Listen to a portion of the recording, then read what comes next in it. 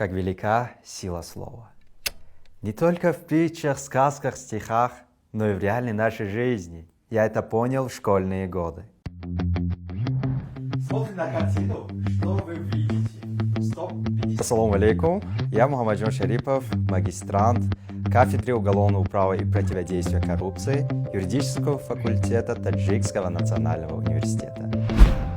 В детстве я мечтал стать либо космонавтом, либо сварщиком, либо журналистом или юристом. Так как мой отец сварщик, я мечтал стать сварщиком. Попробовал себя в этом тоже.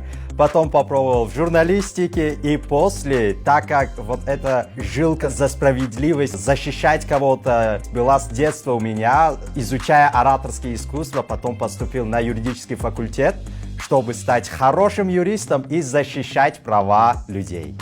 После прохождения обучения у моего наставника, профессора Низамеддина Муроди в Академии Муроди, у меня был шанс выступить вместе с моим наставником на большой сцене театра Камола Худжанди. И после моего выступления такие овации, такие аплодисменты, аж душа радовалась. Мне так понравилось, и после этого я полюбил публичные выступления.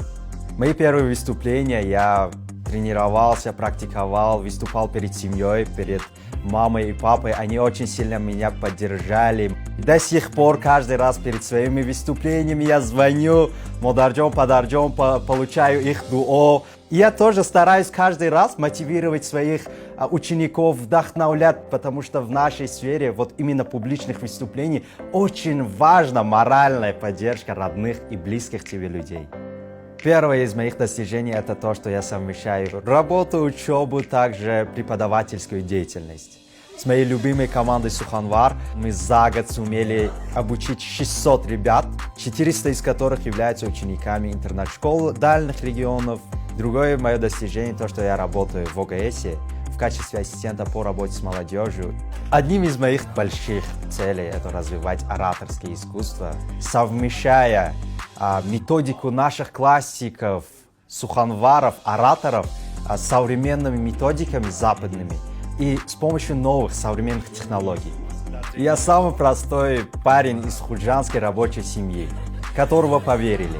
В каждом из нас есть что-то особое, которое нужно развивать. И я уверен, что я себя нашел в ораторском искусстве и в защите прав человека.